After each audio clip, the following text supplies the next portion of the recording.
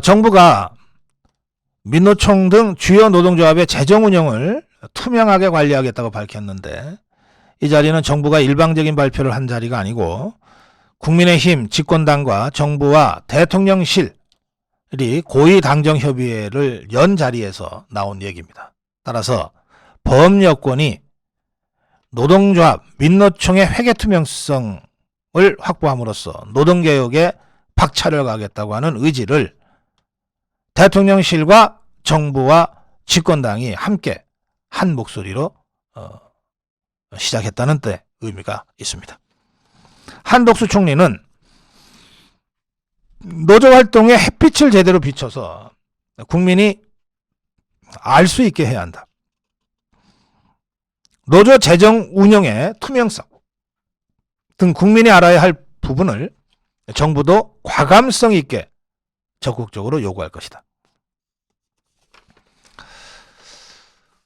내용이 약간 좀 엇갈리는데요. 현행 노동조합법상 노조재정 전반을 외부에서 들여다볼 법적 근거는 없다는 것이 동아일보의 보도입니다. 민노총 등 주요 노조는 1년에 2차례 회계감사를 자체 진행하고 있습니다. 그리고 내부 조합원들에게 공개합니다. 이건 마치 무슨 친목단체들 있잖아요. 친목단체에 그 회장이나 총무가 있으면 그 총무가 그 친목단체 회원들한테 올해 여러분들 회비 얼마씩 내셔가지고 전부 얼마 걷었고요. 야유회 2번 가고 뭐 이렇게 해서 얼마를 써서 지금 얼마 남았어요. 이렇게 간략하게 써서 친목 회원들한테 고지하잖아요. 그런 식으로 하고 있다는 뜻입니다. 그런 식으로 하고 있다는 뜻이에요. 1년에 2차례 회계감사를 하긴 하는데 자체 회계감사를 진행한답니다. 자체. 누가 하는지도 몰라요. 회계사가 하는지 안 하는지도 잘 모르겠습니다. 그리고 이걸 내부 조합원들에게 공개한다는 겁니다. 거의 친목단체 수준으로 운영하고 있다는 뜻이죠. 고용부의 관계자는, 노동고용부, 고용노동부 관계자는 노조가 회계감사를 실시해야 한다 이렇게 규정은 돼 있지만 자율성을 존중하는 의미에서 구체적 요건이 법적으로 정비되어 있는 것은 없다는 거예요. 다시 말해서 회계감사하는 감사원이 외부 인력이어야 한다거나 또는 회계감사를 어디에 어떻게 보고해야 한다는 식의 보고 및 제출 의무가 법적으로 없다는 겁니다. 아무 의무가 없다는 거예요. 행정관청은 노조의 회계 결산 자료 열람을 청구할 수는 있지만 이마저도 사실상 사문화됐다. 그러니까 정부가 그저 회계 결산 자료 좀 주세요 해도 민노총이 주겠습니까? 안 주면 그걸로 끝이었다는 거예요. 그래서 사문화되어 있다는 겁니다. 그렇기 때문에 그동안 노동계에서도 조합원이 낸 회비로 재정이 만들어지고 운영이 되는데 이게 어떻게 운영되는지 확인할 수 있는 수단이 부족하다. 이거 좀 개선해야 된다는 얘기가 노동계 안에서도 그동안 계속 제기됐습니다. 정부는 그동안 깜깜이 노조 재정 운영을 들여다보고 필요하면 국민들에게 공개하는 방안을 고려하고 있다고 합니다. 또 그동안 일부 노조가 운영비 등의 비용을 제출할 때 현금을 사용해 왔는데 현금을 사용했대. 이것을 이제 법인카드로 사용해 투명하게 해야 한다는 지적도 나온다. 그러면서 해외에서는 노조에 대한 회계 감시가 한국보다 엄격하다. 영국은 노조 회계 감사 결과를 매년 행정관청에 보고하도록 의무화되어 있고 프랑스는 회계관리 전문조합원이 회계감사를 하도록 되어 있다. 이런 식으로 보도하고 있습니다. 조선일보는 약간 결이 다른 보도가 나와 있는데요. 노동부 측에서 한 말이라고 하면서 중앙정부와 지방자치단체가 노조에 지출한 사업비가 있다. 이 경우에는 예산이 나간 것이므로 이 사업비가 어떻게 사용됐는지 확인할 수 있는 것이다. 정부 관계자는 정부의 지원금이 노조와 관련한 사업이나 연구나 행사 명목으로 상당액 나간다. 노조로 흘러들어간 세금이 제대로 집행됐는지는 당연히 살펴볼 수 있다. 정부는 합법적으로 노조 재정 운영을 확인할 수 있는 방법을 논의 중인 것으로 알려졌다. 이렇게 되어 있습니다. 그러면서 이 조선일보도 다른 나라의 사례를 들고 있는데, 우리나라 노조는 완전히 깜깜인데 미국은 1년에 25만 달러 이상 예산을 운영하는 노조는 노동부에 의무적으로 예산을 보고하도록 되어 있다고 합니다. 25만 달러면 얼마입니까? 한 3억? 1년에 3억? 영국 노조도 의무적으로 회계를 행정관청에 보고하도록 되어 있습니다. 자, 미국이나 영국의 이런 기준에 비춰보면 민주노총 2019년 기준 101만 명입니다. 2012년 올해 민노총이 큰소리 치면서 조합원 숫자를 공개했는데 113만입니다. 이들이 월급에서 원천 공제해서 조합비 내고 있죠. 그러면 민노총이 전체 회비 규모를 공개한 적은 없지만 우리가 추정할 수는 있습니다. 얼마냐? 민노총 본부의 1년 예산은 200억 원이 넘고 민노총 전체는 2천억 이상의 조합비를 걷어서 쓰고 있을 것이다. 그렇죠? 저는 사실 이 민노총의 회계 투명성 문제야말로 노동개혁의 출발점이다라고 하는 얘기를 한 5년 전부터 해왔던 것 같습니다. 이 주장은 지상파 종편에서도 이 주제와 관련해서 제가 발언할 기회가 있을 때 해왔던 주장이고요. 고성국 TV에서는 뭐 수십 번 이상 제가 이 주장을 해왔습니다. 제가 이 문제를 주장하게 된 직접적 계기는 이런 겁니다. 광우병 때 600여 개의 좌파단체들이 갑자기 모였는데 제가 이렇게 들여다보니까 제가 좌파단체들을 대충 알잖아요. 전부 페이퍼 단체들이에요. 뭐 한두 명이나 상근자가 있을까? 그런데 거기에 민노총 정교조가 같이 있는 거죠. 그래서 뭐 광우병 때도 그렇고 박근혜 대통령 탄핵할 때도 그렇고 이 자들이 지긋들 말로도 박근혜 대통령 탄핵할 때 연인은 1700만 명이 촛불 들고 집회를 했다고 문재인이가 자랑삼아 얘기했잖아요. 자, 1700만 명의 연인원이 집회에 나오려면 돈이 얼마나 들겠습니까? 물론 그중에 진짜 지 돈 가지고 집 앞에서 한 사람들도 있겠죠. 그러나 여러분들 다 기억하시잖아요. 전부 광화문을 가득 메우고 했잖아요. 광우병 때도 광화문을 가득 메우고 했잖아요. 세월호 참사 때도 광화문을 가득 메우고 했잖아요. 백남기 씨가 사망했을 때도 광화문을 가득 메우고 했잖아요. 그러면 이게 어디 자발적인 이 것만으로 가능하겠습니까? 좌파 집회할 때는 대형 스피커 안 세웁니까? 수십 대 수백 대의 화물차들이 동원이 안 됩니까? 버스는 또 얼마나 많이 동원이 됐습니까? 그거 다 돈 없이 할 수 있는 게 아니잖아요. 그래서 제가 이런 대규모 광화문을 뒤엎은 좌파들의 집회는 엄청난 돈과 인력이 동원이 될 수밖에 없다. 그럼 그 돈 어디서 나왔느냐? 제가 당시에 추정하기로 이것은 민노총 정교조로부터 나오지 않으면 나올 수 없는 규모의 돈이다. 자, 그런데 만약에 민노총이 정교조가 그런 식으로 자기들이 쌓아온 조합비, 뭐 파업 투쟁 자금 이런 거를 대통령 탄핵하는 데 쓰고 광우병 가지고 이명박 정권 압박하는 데 쓰고 했다면 이거야말로 조합 본연의 활동 이외의 목적으로 돈을 쓴 거가 되는 것 아니겠습니까? 민노총과 노동조합 어디에 정치활동하는데 돈 쓸 수 있다는 게 돼 있습니까? 없을 거라고요. 그게 돼 있으면 조합 설립 허가가 안 나요. 제가 이 민노총과 그 조합의 그 정관 같은 걸 제가 다시 한번 들여다볼 생각이지만 없어요. 있다면 노조 설립 허가를 줄 수가 없어요.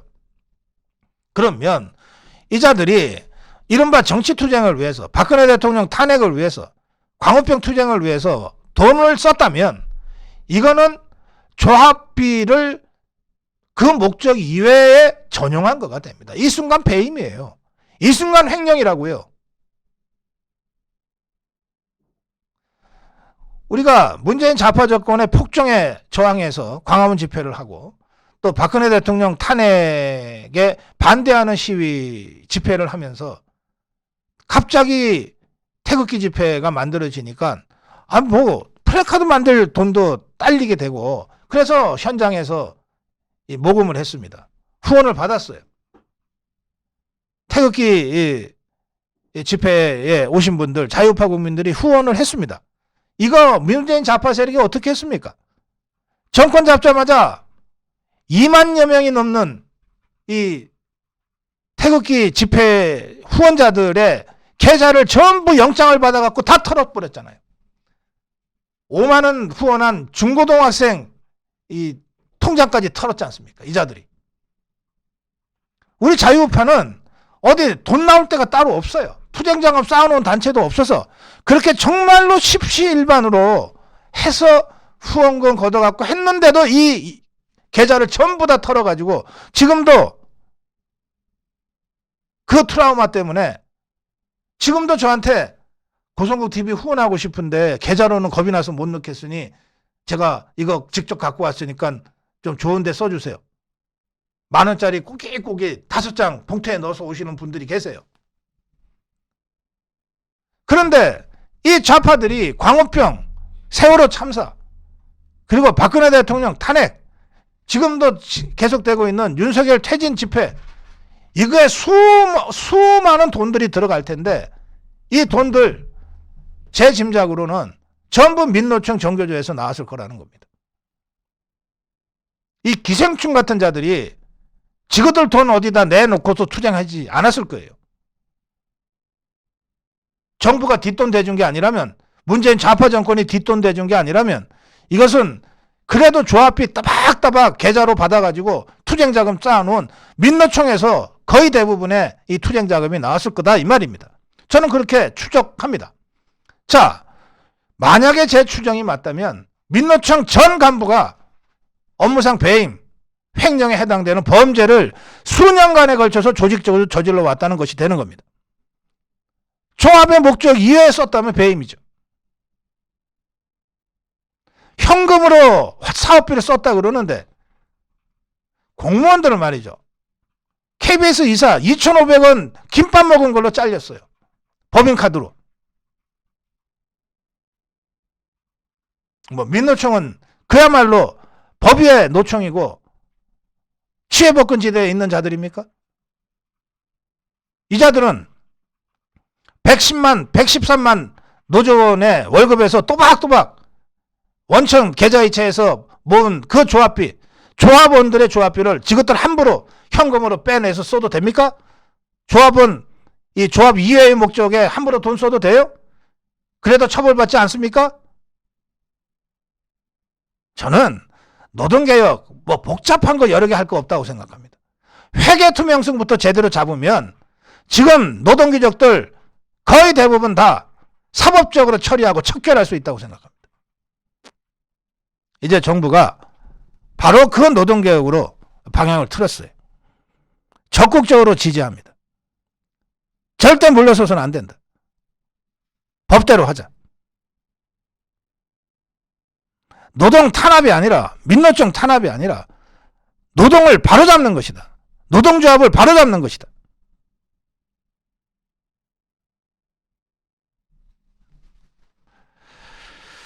네, 고성국 칼럼. 네, 노조회계 투명성 확보야말로 노동개혁의 출발점이라고 하는 점을 다시 한번 강조하면서 마무리하겠습니다.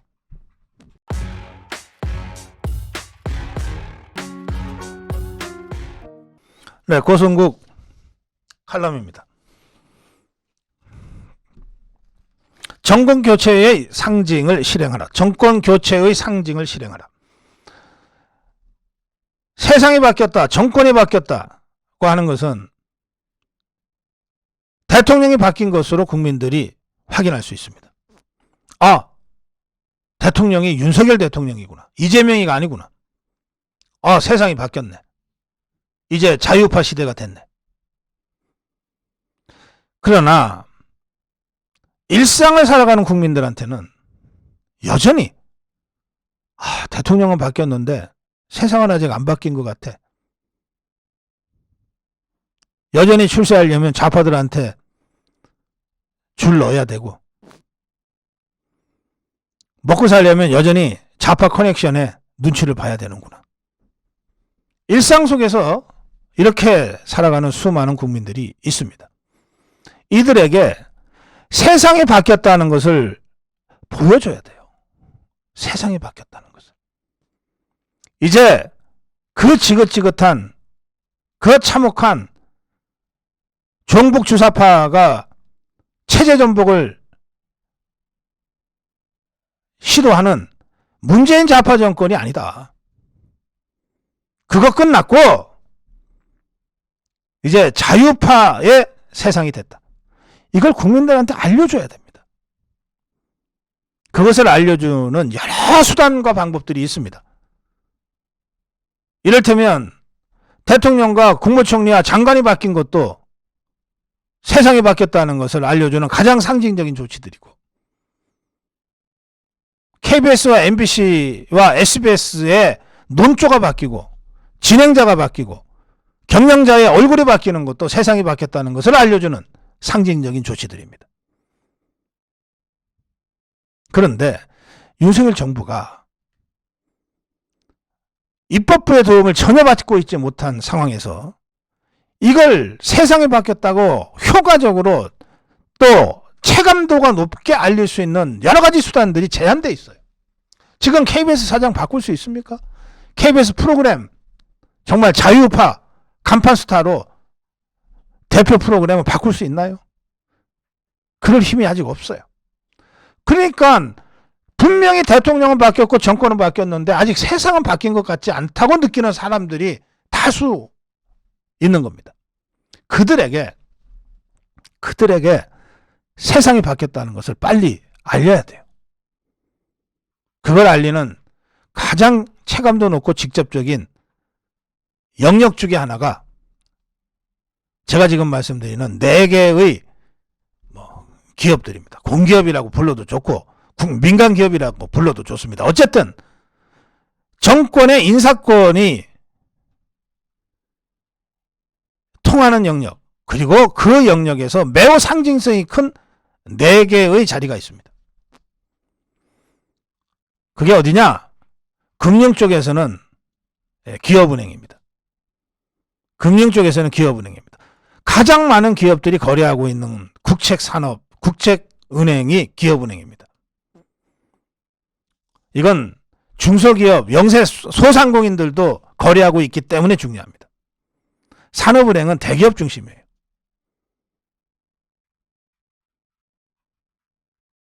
영세 소상공인들도 주로 기업 거래하는 것이 기업은행이라고요. 중소기업은행. 그래서 기업은행 행장의 인사가 중요합니다. 두 번째, 마사회장이 중요합니다. 마사회장. 농협이나 수산협이나 이 협동조합은 전부 다 선거를 치르기 때문에 정권이 임명하기가 어려워요. 그런데 1차 산업 분야에서 가장 영향력이 크고 여러 가지 의미에서 문화적으로도 영향이 큰 기관이 마사회예요. 워낙 돈을 많이 벌기 때문에 5만 군데다가 다양한 형태로 지원하고 기부하는 그런 역할을 하는 곳입니다. 마사회의 영향력은 우리가 아는 것보다 훨씬 큽니다. 마사회장이 누구냐? 마사회장이 바뀌었냐? 이거 중요한 거예요. 그 다음에 KT 회장입니다. 더 말할 것도 없죠. 지금이 통신의 시대 아닙니까? 통신의 시대에 한국통신회장이 누구냐? 정권이 바뀌었는데, 대통령이 바뀌었는데 한국통신회장이 전 정권에서 임명됐던 사람이 그대로 하고 있냐? 안 바뀌었네 아직.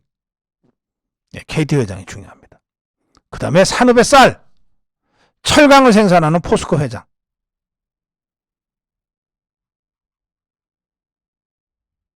지금 포스코 회장 최정우 문재인 좌파 정권 때 임명됐던 자고 연임을 하겠다고 발버둥 치고 다닙니다. 지금 KT 회장 구현모 문재인 좌파 정권 때 임명됐던 자고 얼마 전에 연임이 확정될 뻔했습니다. 그런데 이게 무슨 일이야 도대체? 세상이 바뀌었는데 어떻게? 해서 지금 다시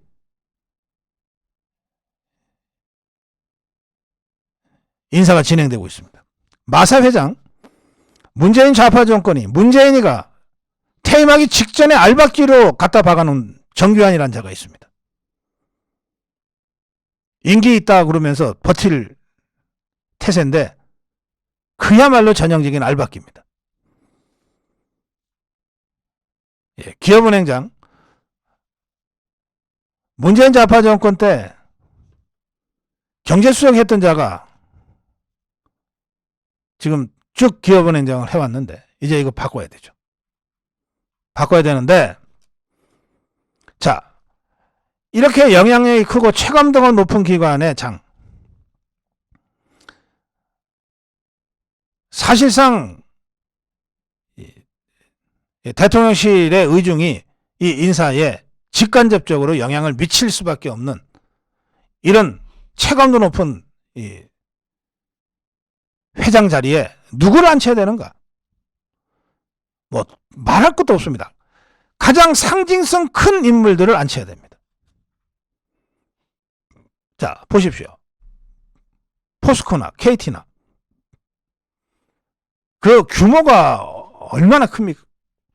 계열사들은 또 수십 개씩 되지 않습니까? 이거 하나하나를 디테일하게 잘 안다고 해서 이 그룹이 경영되는 게 아닙니다. 기업은행은 말할 것도 없죠. 마사에 마찬가지입니다. 여기서 뭐 외부에서 가니 내부에서 승진하니 하는 것은 전혀 비본질적인 얘기입니다. 윤석열 대통령, 윤석열 정부, 자유시장 경제, 자유우파를 상징하는 사람이 가면 되는 거예요. 나머지는 거기서 수십 년 뼈를 묻어온 전문 경영인들이 다 함께 보자 하면 되는 겁니다. 중요한 것은 대통령의 국정운영 철학, 윤석열 정부 자유우파 정권이 지향하는 국정운영의 비전과 철학에 공감하고 동의하고 그것을 구현할 수 있는 상징성 큰 인물이 포스코 회장으로 가고 KT 회장으로 가고 기업은행 행장으로 가고 마사 회장으로 가는 거예요. 그래야 사람들이 야 세상이 바뀌었네. 이제 좌파 세상이 아니고 자유우파 세상이 됐네. 이제야말로 자유민주주의 시장경제의 원리에 따라서 움직이겠네. 우리 사회가 이렇게 느끼게 된다는 겁니다. 저는 이 내 자리에 뭐 특정인을 제가 밀기 위해서 이런 얘기하는 거 아닙니다. 몰라요 저도. 제가 금융인을 어떻게 알고 마사회를 어떻게 알고 KT나 포스코 같은 데를 제가 어떻게 알겠어요. 중요한 것은 전 정권이 박아놓은 사람들은 일체 배격해야 한다. 정치적으로 오염된 자들이고 문재인 좌파 정권 종북 주사파들의 충성을 맹세하고 그들을 위해서 암약했던 자들이 지금도 회장으로 있고 임원진들로 있다는 거예요. 최정우가 그렇고 구현모가 그렇고 정규현이가 그렇지 않습니까? 뭐 경영 실적이 좋니 어쩌니 그런 거 따질 계제가 아닙니다. 스스로 물러나지 않으면 손 비틀어서 뺏어내야 됩니다. 그게 권력이에요. 그거 하려고 정권 잡은 겁니다.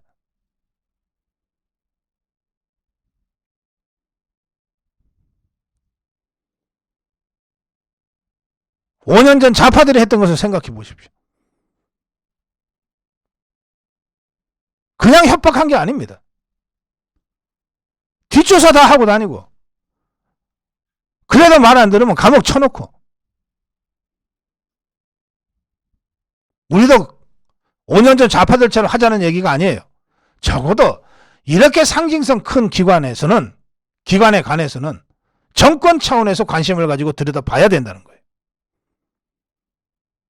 그리고 기왕이면 설득의 방식으로 세상이 바뀌었으니 당신 물러나서 조용히 쉬는 게 어떻겠냐. 점잖게 설득해야죠. 뭐 처음부터 뭐하러 칼을 휘두릅니까? 다 알아들을 만한 자들일 텐데. 그런데 점잖게 설득하는데 못 알아들으면 어쩔 수 없는 거예요. 말로 안 되면 몽둥이를 들어야죠. 몽둥이 들 일이 한두 개입니까? 당장 최종호만 하더라도 별것도 아닌 관용차 논란이 붙었는데 그 뭘 차 두 대가 관용차 두 대가 필요합니까 도대체? 기사가 몰아주는 관용차 외에도 또 한 대를 떡하니 집에 24시간 대기시켜 놨대는데 그거 다 포스코에서 리스 그 액수만 계산해도 1억 이상의 배임이 성립된다는 게 전문가들의 주장이에요. 이런 식으로 하나하나 파고 들어가서 감옥 보낼 수밖에 없는 상황을 최정우가 스스로 만들어가고 있는 겁니다. 1억 배임이 어디 작은 범죄입니까?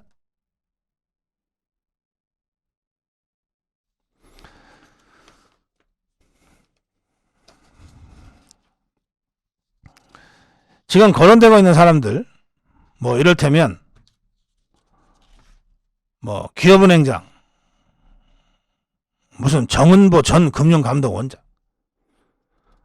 좀 이런 식으로 하지 말자고요. 상투적으로.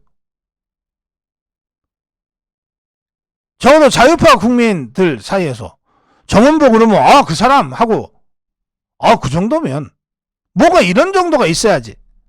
이게 어디 저 관료들 무슨 저 밥그릇 챙겨주는 그런 자리입니까? 기업은행장 연봉이 4억 2,325만 원 많긴 많네. 그래 우리 자유파 진영에는 이런 자리 맡을 능력과 경륜을 갖춘 사람이 하나도 없어요?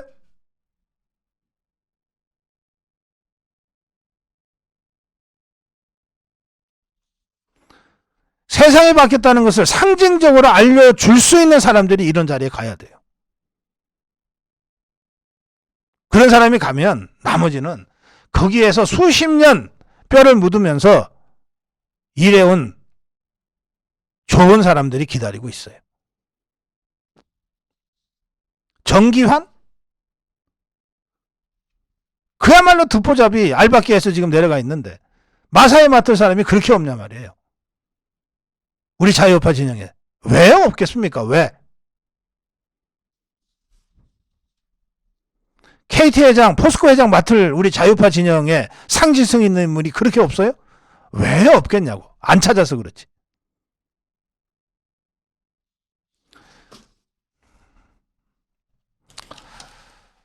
네. 세상이 바뀌었어요. 정권이 바뀌었습니다. 대통령이 바뀌었어요. 정부가 바뀌었어요. 그런데 세상은 아직 안 바뀐 것처럼 돼 있어요. 좌파들이 알봤기 때문에. 그래서 모든 걸 한꺼번에 할 수는 없지만 적어도 상징성 큰 이 네 기관, 기업은행장, 마사회장, KT 회장, 포스코 회장, 이 네 자리만큼은 좀 자유파 국민들 누가 봐도 그 사람이 마침내 거기를 갔구나. 진짜 이거 세상이 바뀌었다. 야, 기분 좋으니까 우리끼리 한잔하자. 야, 너 그 사람 알아? 아니, 몰라. 아니, 몰라도 기분 좋잖아. 이런 인사가 이 네 자리에 한해서만큼은 우선적으로 단행될 필요가 있다. 인사가 만사입니다. 대통령이 나라를 경영하는 가장 중요한 수단이 인사예요. 대통령의 인사권. 이것이 바로 이런 자리에서도 내용적으로 현명하게 관철될 필요가 있다는 점을 다시 한번 강조합니다. 고성국 칼럼이었습니다.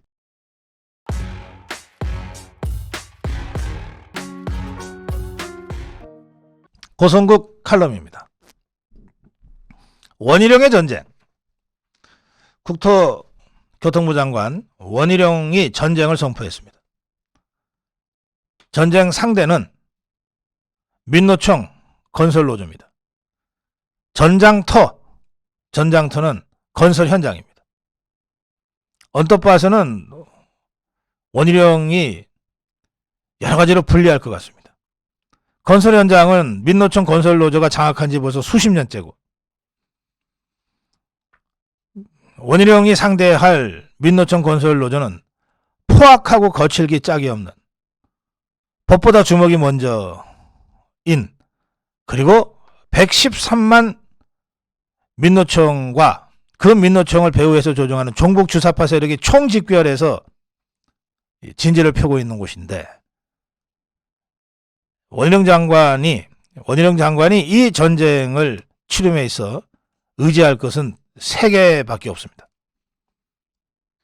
원희룡의 무기. 첫째, 법입니다. 둘째, 국민 지지.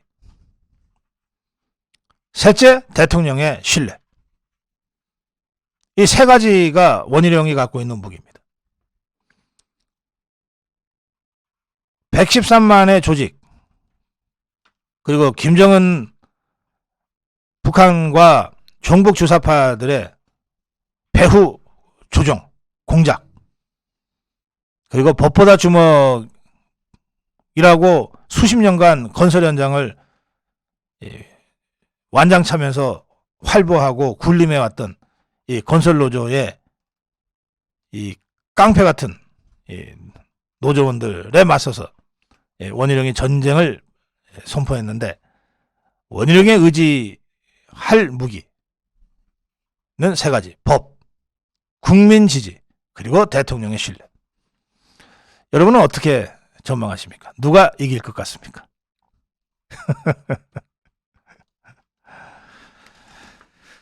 자, 이거는 100번 싸워 100번 이기는 싸움이죠. 100번 싸워 100번 이기는 싸움이죠.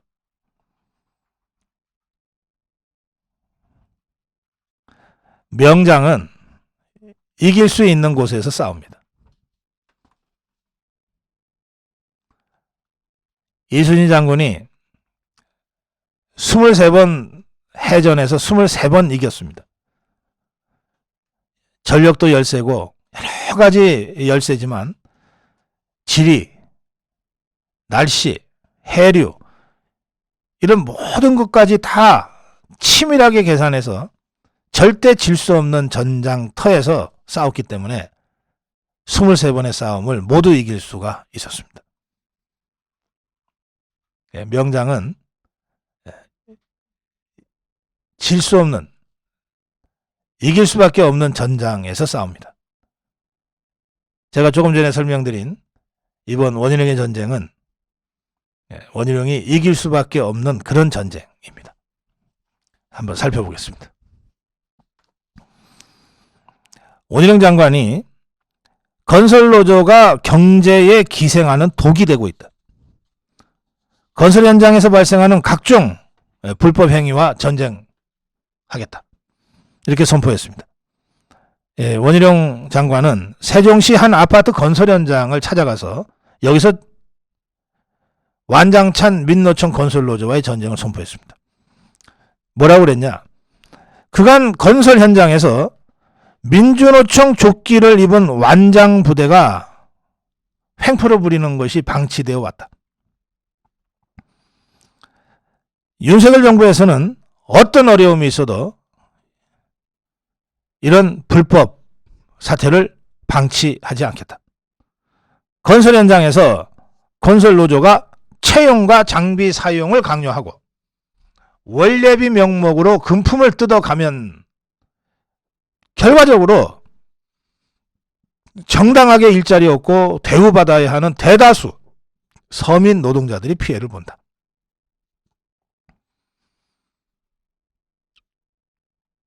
그래서 국토부는 경찰과 함께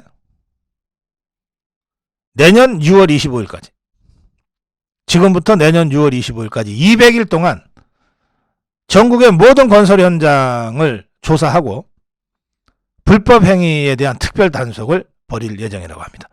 국토부 공무원들과 경찰이 함께 건설 현장에 나가는 거죠. 건설 현장이 뭐 수십만 곳이 될 수 있는데 이 모든 현장을 나가서 민노총 건설노조의 불법 탈법 행위들을 조사하고 엄단하고 특별 단속하겠다는 겁니다. 예, 원희룡은 자신의 페이스북에 이렇게 글을 올렸습니다. 이 추위에 새벽밥도 제대로 못 먹고 인력사무소로 나온 노동자들이 노조 등살에 일도 못하고 있다.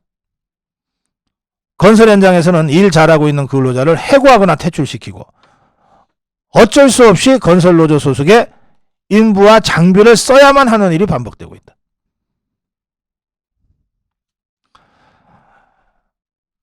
지난번에 화물노조의 집단운송 거부 때요.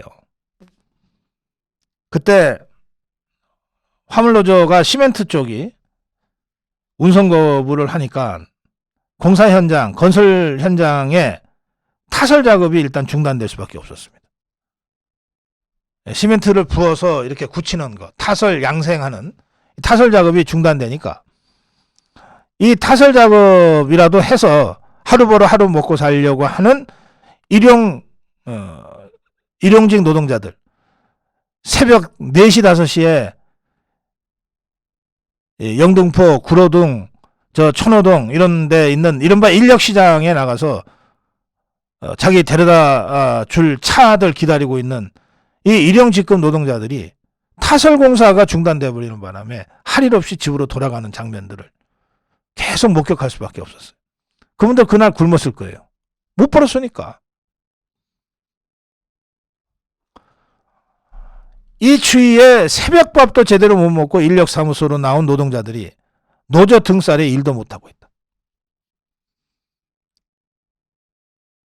일 잘하는 근로자를 민노총 등살 때문에 해고시키거나 퇴출시키고 어쩔 수 없이 민노총 건설노조 소속의 인부와 장비를 써야만 하는 일이 반복되고 있다. 그야말로 노동 귀족들이고 노동 갑질들인 거죠. 자, 원희룡은 이 실제 현장 사례를 얘기했습니다.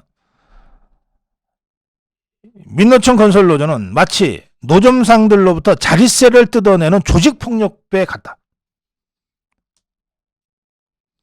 신분증 검사로 민노총 소속인지 아닌지 검사하면서 출근을 막고 겁박을 하고 한쪽에서는 조합 가입을 강요하고 다른 한쪽에서는 자기들끼리 패싸움에 가까운 구역싸움을 벌이고 있다. 민노총 조끼만 입으면 일도 안 하고 돈만 뜯어가는 완장부대가 되는 그런 건설 현장도 많다. 이는 결국 공사 지연으로 이어지고 건축비 인상과 분양가 인상까지 불러일으키고 있다. 자, 여기서 말하는 공사 지연이라고 하는 것이 시공사들 입장에서는 정말로 아킬레스건입니다. 자, 이걸 공기라 그러는데요. 공사기간. 한번 생각해 보십시오.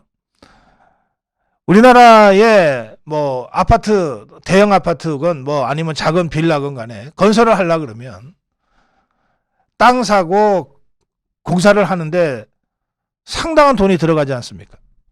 이 돈을 자기 주머니에 있는 돈으로 전부 채워서 공사하는 사람은 거의 없어요. 거의 없어요. 큰 아파트 대형 대규모 단지 조성이건 작은 빌라 몇 채 짓는 거건 자기 돈으로 100% 하는 데는 하나도 없어요. 그런 시행사도 없고 그런 시공사도 없습니다. 그럼 결국 뭘 하냐? PF라고 하는 걸 합니다. 금융권으로부터 돈을 빌어서 여기에 이런 아파트 건설 허가를 우리가 받았다. 언제 분양을 하면 돈이 어떻게 될 것이니까 그때 돈을 갖겠다라고 해서 PF를 만들어내죠. 그게 대학 금융권 돈입니다. 그러면 이 돈을 빌리는 순간부터 금융 비용이 발생하죠. 금융 비용이 발생하죠. 통상 이 대규모 아파트 단지나 큰 빌딩을 할 때 이 금융 비용은 뭐 한 달에 몇십억에서 몇백억까지로 나갑니다. 그러면 공기라고 하는 거 있잖아요. 공사기간. 예컨대 2년으로 예상을 하고 공사를 들어갔는데 그러면 매달 예컨대 100억씩 금융비용이 또박또박 나가는 겁니다. 나가는데 갑자기 무슨 안전사고가 나서 한 두어 명이 사망을 했다. 그러면 이 안전 문제가 진단되고 다시 공사 재개해도 좋다는 허가가 나올 때까지 2달이고 석 달이고 공사가 중단돼 버려요. 그럼 공사가 중단되는 그 기간에는 금융 돈 빌려준 데에서는 이자 안 갚아도 된다고 하겠습니까? 또박또박 이자는 나가죠. 이렇게 해서 2년 공기가 2년 3개월로 늘어나면 이 3개월 동안에 나간 금융 비용 때문에 믿지는 공사판이 되는 겁니다. 역으로 정말 열심히 일하고 유능한 현장 소장이 들어서서 2년에 맞춰야 될 것으로 예상했던 이 공기를 1년 반 만으로 줄였다고 합시다. 공기 단축했다고 합시다.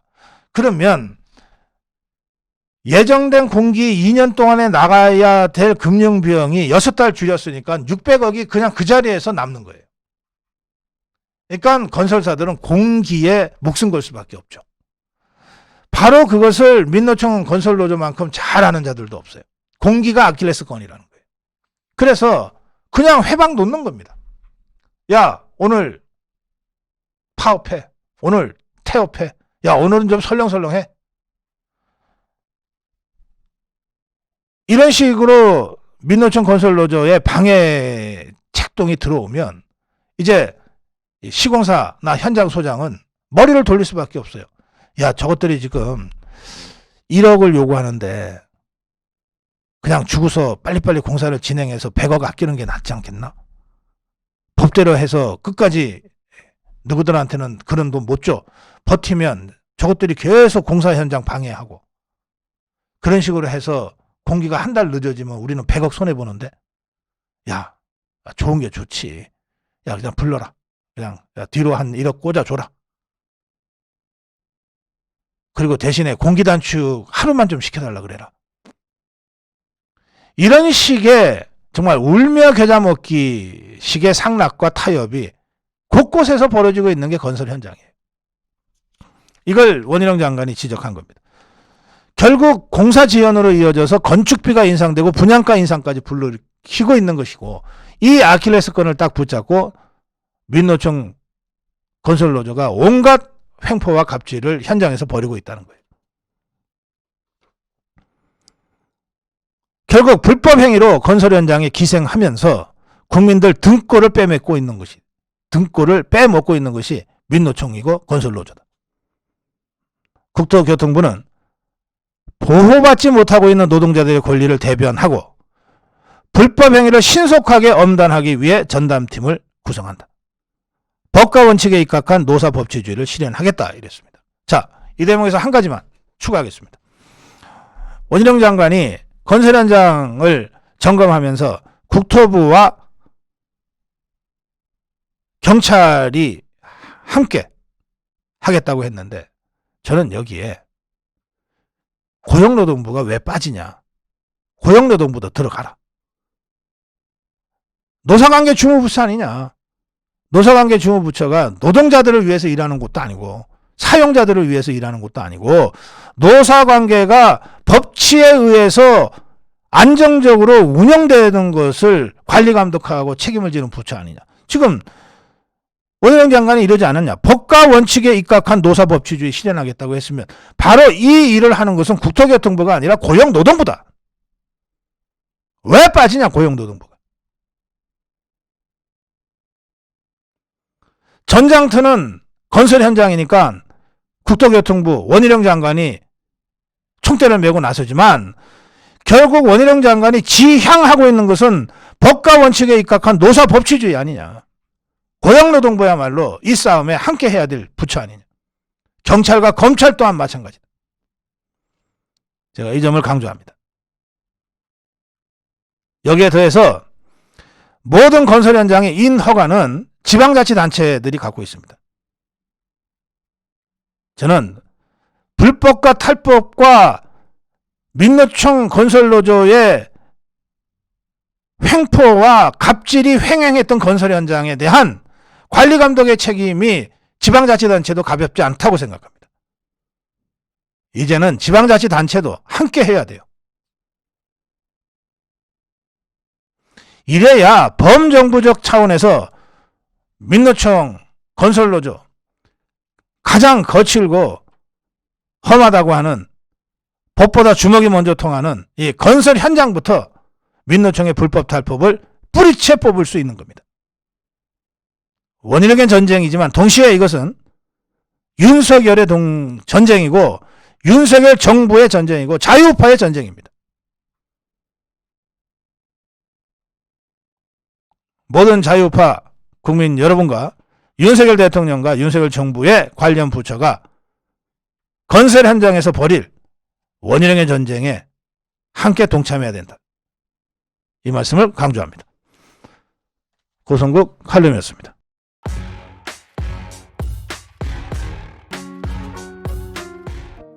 네, 고성국 칼럼입니다. 깜깜이 회계 채용비리 노조 근본 수술해야.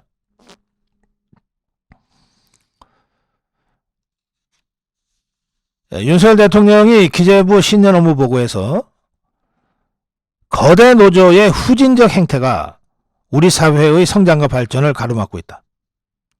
노동개혁을 하지 않으면 선진국으로 도약할 수 없다.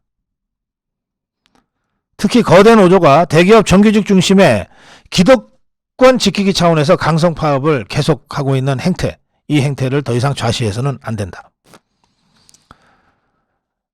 대기업 정규직 노조원들과 중소기업 비정규직 노조원의 임금 근로조건 격차 문제를 노동자 간 착취 문제로도 봐야 되지 않냐.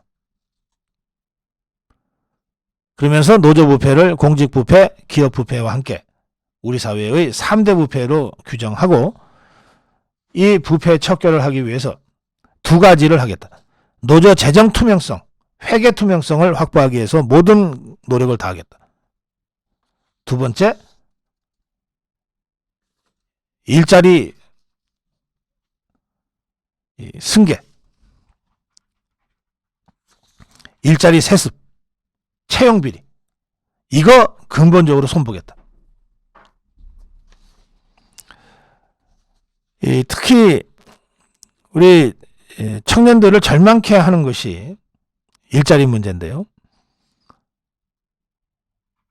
민노총이나 거대 노조들이 마치 사회적 소수자, 청년들을 위하는 것처럼 하면서 실제로 들여다보면 전부 이명개혁해가지고 자기 자식들 고용 세습 해왔던 것이 그동안 가끔씩 드러났을 뿐입니다만 다들 이제 알고 있어요.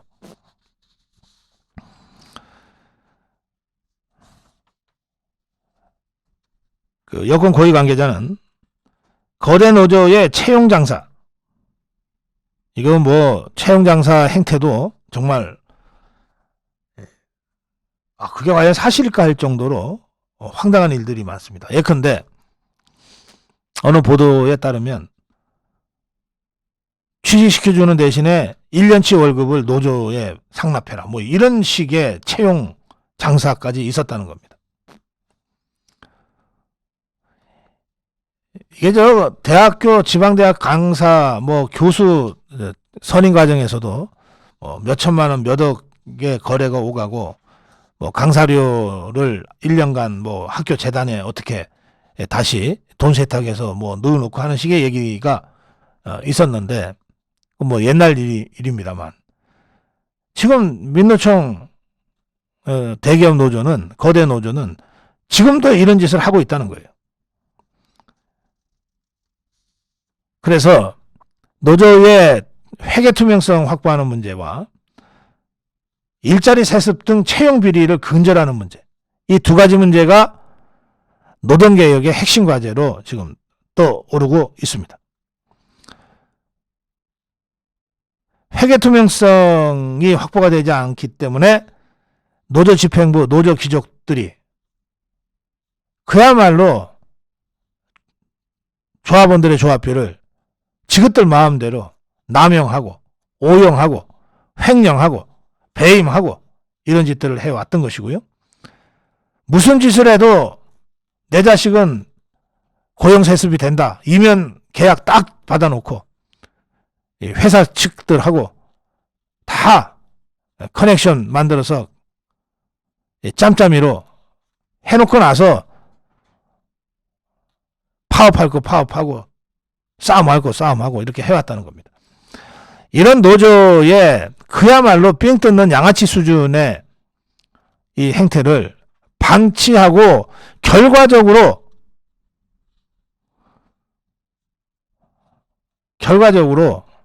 인정해버린 대기업 경련직들도 참으로 문제입니다. 우리 회사만 아니면 돼. 우선 시끄럽지만 않으면 돼. 야, 돈 더 줘? 알았어, 더 줄게. 뭐? 네 아들 취직시켜줘? 아이, 그렇게 해주면 되잖아. 어차피 뭐 우리도 새로 신입사원 뽑아야 되니까 기왕이면 너네 애들 해줄게. 전부 이런 식으로 원칙은 완전히 갖다 쳐버리고 그냥 당일 그날 어떻게든 넘어가면 되는 것처럼 대기업 CEO들이 해왔다는 거예요. 대기업 오너들이 그렇게 해왔다는 거예요. 대기업 오너들이 그렇게 하지 않고서야 어떻게 이면 합의가 있고 일자리 세습이 현실적으로 가능하겠어요. 이 과정에서 일부 노조와 노동귀족들은 노동자를 위한 조직이 아니라 그 노동자들 위에서 군림하고 그 노동자들한테 빨대 꽂고 기생하는 기생충으로 전락한 겁니다. 사익을 챙기는 조직으로 전락해버렸어요. 이 과정에 온갖 불법과 편법이 판을 쳤습니다. 이걸 걷어내야만이 노동개혁이 된다는 거예요. 이걸 걷어내야만이 건강한 노사관계가 제대로 작동될 수 있다는 겁니다. 정부는 우선적으로 100인 이상 사업장 중에 단체 협약에 고용 세습 조항을 둔 사업장에 대해서는 시정명령을 내리겠다고 합니다. 이게 워낙 뻔뻔해져 가지고 임의한 합의도 안 하고 그냥 단체 협약에 직접 집어넣는 사업장들이 있어요.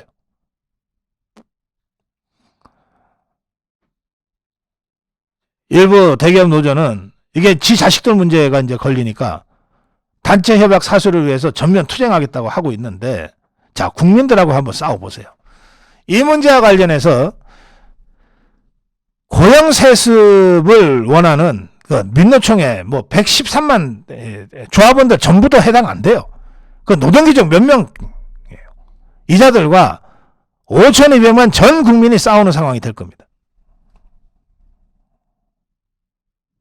지 자식만 귀해?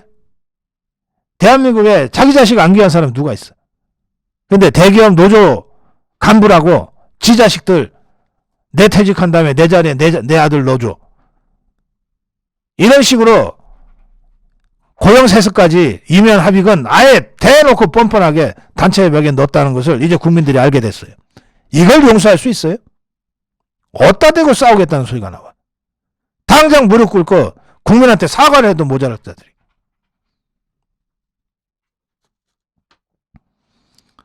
노조 수사도 배제하지 않을 방침이다. 당연히 수사해야죠. 이게 그냥 하겠다고 하는 약속이 아니라 이미 그렇게 실행됐던 부분들이 있을 거예요. 고용세습으로 회사에 들어가서 나 대기업 다니는 누구라 하고 끄떡끄떡 하고 다니는 노동귀족들의 자식들이 있을 거란 말이에요. 다 찾아내서 발본색원 해야 됩니다. 세상에 이런 것을 바로잡지 않고서 어떻게 공정 얘기를 할 수 있습니까? 이런 걸 바로잡지 않고 어떻게 자유로운 시장경제를 얘기할 수 있어요? 이런 걸 바로잡지 않고 어떻게 노사관계의 건강한 발전을 얘기할 수 있냐고요.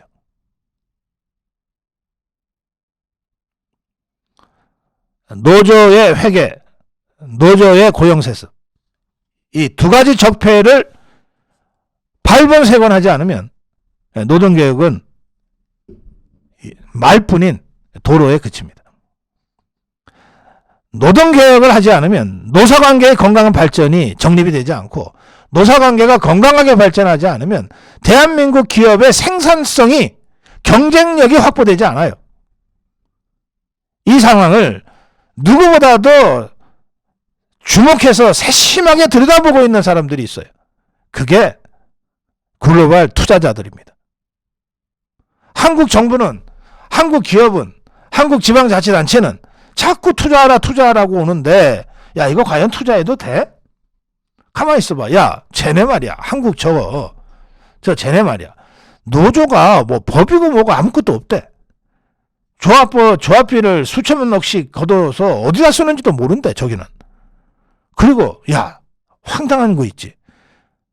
아버지가 대기업 사원이면 퇴직한 다음에 그 아들이 세습해서 회사 들어온대. 야, 뭐 북한도 아니고 이게 뭐냐? 야, 그런 나라에 우리 생짜 같은 돈을 왜 갖다 투자를 하니? 법인세 안 받는 나라도 많고, 노조 아예 그런 식의 불법 행동하면 아예 근처도 못 오게 하는 나라도 많고, 얼마든지 좋은 조건으로 투자할 수 있는 나라가 세고 셌는데 뭐하러 그런 리스크 다 안고서 한국에 들어가니? 저라도 제가 글로벌 투자자라면 이런 거 다 비교하면서 결정하겠어요. 노조에게 투명성, 그리고 고용 세습 근절, 이 두 가지는 우리 노동조합이 제대로 된 진짜 노조로 거듭나기 위한 최소한의 필요 개혁입니다.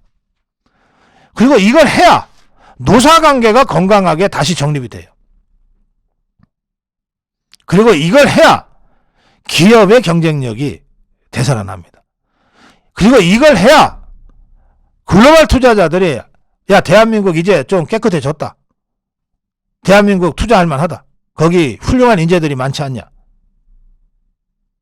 이렇게 되는 거예요. 이 모든 선순환의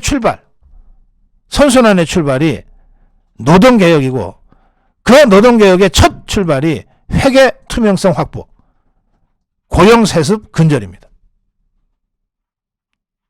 예, 윤석열 정부가 벼르고 별로서 개혁의 칼을 빼들었어요. 기왕 빼들었다면 제대로 쳐야지. 제대로 써야지 이 칼을. 어디로 쓰냐? 회계 투명성 확보와 고용세습 근절이라는 이 악순환의 고리를 끊는데 개혁의 칼을 써야 된다. 이제 윤석열 대통령이 바로 그 노동개혁의 칼을 빼들었다. 예, 오늘 고성국 칼럼이었습니다.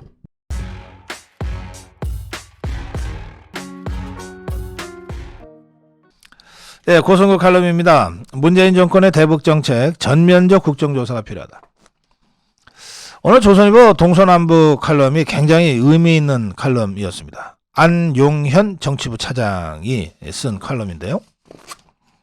우선 내용을 잠깐 따라가 보겠습니다. 2018년 12월, 2018년 1월에 갑자기 김정은이가 전 세계를 상대로 대화 쇼를 시작했잖아요. 그래서 평창올림픽에 참석하니 많이 그러면서, 그래서 계속해서 김정은이를 문재인이를 불러가지고 3번의 정상회담까지 하고 9.19 군사합의도 만들어내고 막 이랬잖아요. 자, 그 해가 마무리된 2018년 12월에 당시 문재인의 청와대 쫄개들이 그 해의 남북관계 또 미북관계를 얘기하면서 역사적인 해였다, 엄청난 해였다, 상상조차 못했던 일이 벌어졌다, 뭐 이런 따위의 표현을 쓰면서 내가 생각해도 자화자찬 같지만 사실이다.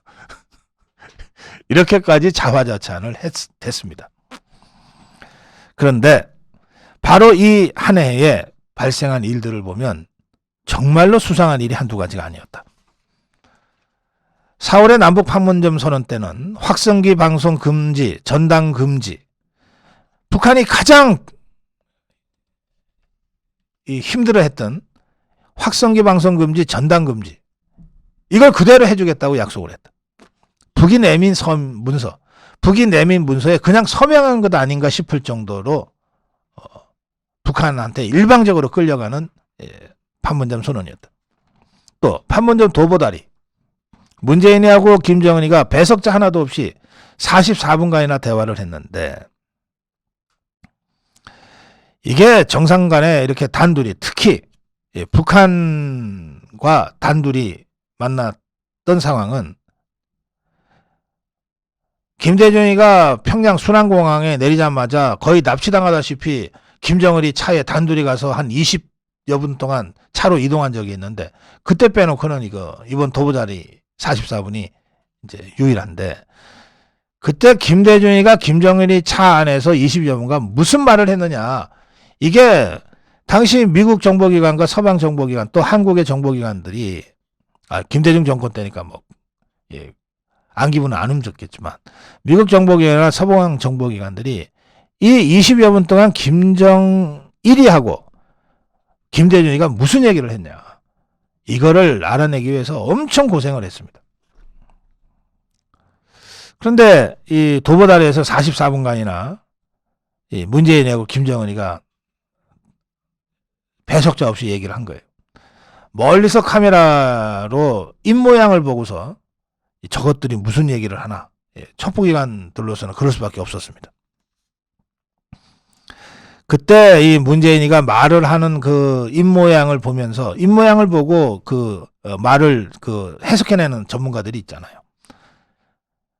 문재인이가 김정은이한테 발전소 문제라고 말하는 것이 장면이 포착이 됐다는 거예요. 발전소 문제. 그런데 그 당시에 청와대는 신경제구상이라고 하는 걸 USB에 담아서 문재인이가 직접 김정은이한테 건네줬다고 설명했거든요. 그리고 이 USB는 그냥 잊혀졌어요. 이거 김정은이가 지금도 갖고 있겠죠. 나중에 북한 접수하고 나서 이 USB를 꼭 들여다봐야 될 거예요. 판문점 회담 직후에 산업부가, 문재인의 산업부가 북한에 원전을 지어주는 방안을 검토하는 문건을 여러 개 만들었습니다. 만들었다가 월성 원전 1호기 경제성 조작 사건에 대한 감사가 진행되자 급하게 530건의 파일을 지웠는데 그중에 북한에 원전 지어주는 것과 관련된 문서들이 다수 파쇄가 됐습니다. 파기가 됐어요. 이 파일의 제목 중에는 핀란드어로 북쪽이라는 뜻을 의미하는 포요이스, 북한 원전 추진을 줄이면 북원추, 이런 제목의 보고서들이 파일명이 발견이 됐습니다. 자, 정부는 말이죠. 문재인 좌파 정권은 원전이 위험하다 그러면서 월성 1호기 조기 폐쇄하려고 하고 있었어요. 그런데 북한에다가는 그 원전을 지어주겠다고 한 거예요. 근데 원전이라고 하는 게 뭡니까? 결국 해결료, 사용 후 해결료에서 플루토늄 추출하고 하면서 핵폭탄의 원료가 만들어지는 거잖아요. 핵무기 개발과 전력, 에너지에 매달릴 수밖에 없었던 김정은이한테 가장 절실했던 것이 원전이었던 거예요. 우리 이 원전 기술, 세계 최고의 원전 기술을 다 죽여가면서 북한에는 원전을 지어주겠다. 이 안용현 정치부 차장은 이 정신분열적 행태라고 표현했는데 그 진상은 따로 있을 것이다. 또 그런가 하면 그해 9월에 평양 정상회담에서는 남북 군사 합의를 체결했는데 이때 문재인이가 완전히 거짓말을 했다.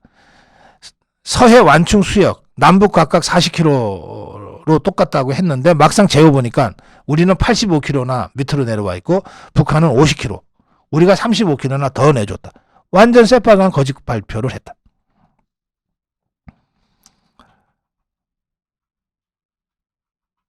윤석열 정부가 들어서면서 인수위가 가동이 되고 윤석열 대통령이 이제 취임을 했어요. 지금 대통령실 고위 관계자는 인수인계 과정에서 도보다리 대화, 무슨 대화를 했는지 문재인이하고 김정은이가 또 USB를 넘겨줬다고 했는데 그 USB에 어떤 내용이 담겨 있는지, 또 9.19 군사 합의 과정에 어떤 이 과정을 거쳐서 9.19 군사 합의가 이루어졌는지, 문재인 좌파 정권이 윤석열 대통령, 윤석열 정부한테 알려준 게 하나도 없다는 거예요. 자료도 별로 남겨놓지 않았다는 거예요. 거의. 자, 그런가 하면은 그 예술단, 우리나라 예술단이 평양에 간 거 기억하시죠? 그때 누가 갔더라? 노. 예. 자, 윤상이가 그때 무슨 무대 감독을 했다 그랬나, 하여튼. 탁현민이랑 둘이서. 그런데 그때 말이죠. 예술단이 평양에 갈 때 비행기 전세기로 갔어요. 전세기로 갔습니다. 문재인 좌파 정권이 북한에 처음으로 띄운 전세기인데 이 전세기가 어느 항공이었을 것 같습니까? 이런 경우에는 되게 국적기, 대한항공기를 쓰잖아요. 어느 항공이었을 것 같습니까, 여러분? 네, 이스타 항공입니다. 이스타 항공. 이스타 항공을 띄웠어요.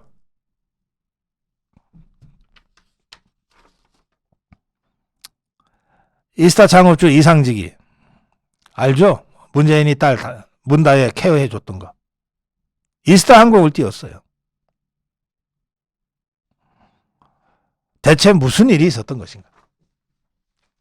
2018년에 적폐를 청산해야 한다. 이게 안용현 정치부 차장의 이 칼럼인데요. 제가 여기에 뭐 한마디만 더 하겠습니다.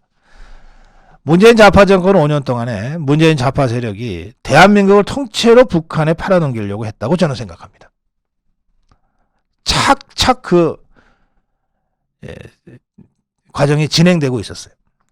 이재명이한테 정권 뺏겼으면 문재인이가 팔아먹으려고 했던 그 과정을 더 속도를 내서 해치웠을 것 같아요. 그런데 그것이 정말 하늘의 운이 다하지 않아서, 나라의 운이 다하지 않아서 윤석열 대통령이 저지하는 데 성공했어요. 자, 그러면 문재인 좌파 세력이 대한민국을 통째로 북한에 팔아넘기려고 했던 이 전 과정을 이제라도 제대로 조사하고 과정에 불법 탈법이 있으면 수사하고 사법 처리해야 되지 않겠습니까? 이건 당권 단발 사안하고는 차원을 달리하는 겁니다. 예컨대 이대준 씨 월북몰이 사건, 이거 단건 사건입니다. 또 귀순어민 강제 북송 사건도 단건 사건이죠. 이런 단건들이 모여있는 문재인 좌파 정권 5년간에 벌어진 나라 팔아먹는 프로젝트 전체에 대해서 우리가 그 전모를 파악을 해야 되겠어요. 이거 하려고 그러면 수사 이전에, 경찰과 검찰의 수사 이전에 국정조사가 제일 효과적이라고 저는 생각합니다. 문재인 좌파 정권이 어떻게 대한민국을 김정은이한테 갖다 바치려고 했는가, 그 실태를 파악하는 국정조사, 이거 강력하게 추진해야 됩니다. 지금 소수파 소수당이니까 추진해도 안 먹히겠죠. 그러나 일단 시동을 걸어놔야 됩니다. 왜? 이것이 정당하니까. 모든 국민들이 정말로 알고 싶어하는 진실이 있으니까. 일단 대북 굴종정책, 문재인 좌파 정권의 대북 굴종정책, 정확하게 얘기하면 문재인 좌파 정권의 대한민국 팔아넘기기 이 전략, 공작, 이 전모를 파악하는 국정조사를 추진해야 합니다. 지금 시동을 걸어놔야 내후년에 총선에서 우리가 다수당 된 다음에 그거부터 할 수 있기 때문에 그렇습니다. 밀린 숙제부터 해야죠. 먼저 이게 중요한 숙제다, 이거 꼭 풀어야 될 숙제다라고 먼저 걸어놔야 된다 이겁니다. 그 점에서 현실 가능성이 있냐 없냐를 따지지 말고 문재인 좌파 정권이 지난 5년 동안 어떻게 대한민국을 김정은이한테 갖다 바치려고 했는지의 그 실체를 밝히는 국정조사 추진을 국민의힘에게 제가 강력하게 촉구합니다. 고성국 칼럼이었습니다. 고성국 TV는 자유우파의 목소리를 대변해 왔습니다. 좌파와 이념 전쟁이 일상이 된 지금 고성국 TV는 더 적극적으로 좌파와 투쟁하고 자유우파가 나아갈 길을 열어나가겠습니다. 우리 손으로 대통령을 만들었지만 아직 세상은 바뀌지 않고 있습니다. 고성국 TV는 여전히 좌파들의 음흉한 노란 딱지, 광고 탄압으로 여러 가지 그 어려움을 겪고 있습니다. 자유우파 국민 여러분, 한 달에 10,000원씩 후원하는 만만 회원이 되어서 고성국 TV를 지켜주십시오. 올 한 해 많은 분들이 후원해 주셨지만 10,000명의 회원이 되기까지 딱 2,000명이 부족합니다. 올해가 가기 전 2,000분만 더 만만 회원이 되어주십시오. 고성국 TV를 고성국 TV는 고성국 TV는 여러분이 곁에서 여러분과 함께 대한민국을 지켜나가겠습니다. 감사합니다.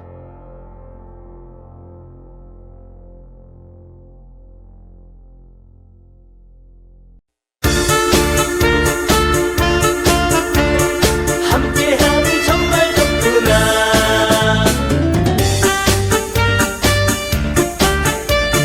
나라 사랑하니고 생각하고 생각해봐도 잘못된 걸 어떻게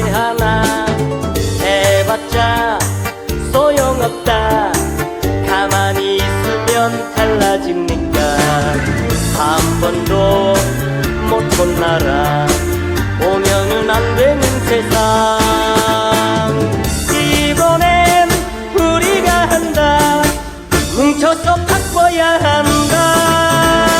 자유로운 우리의 나라, 아차하면 저들의 나라. 어림없다, 걱정 없다, 아미고가 지킨다.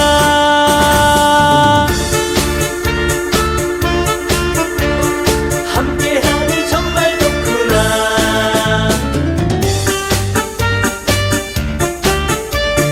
나라 사랑하미고 생각하고 생각해봐도 잘못된 걸 어떻게 하나. 해봤자 소용없다. 가만히 있으면 달라집니까? 한 번도 못 본 나라 오면은 안 되는 세상. 이번엔 우리가 한다. 뭉쳐서 바꿔야 한다. 자유로운 우리의 나라, 아차하면 저들의 나라. 어림없다, 걱정 없다, 아미고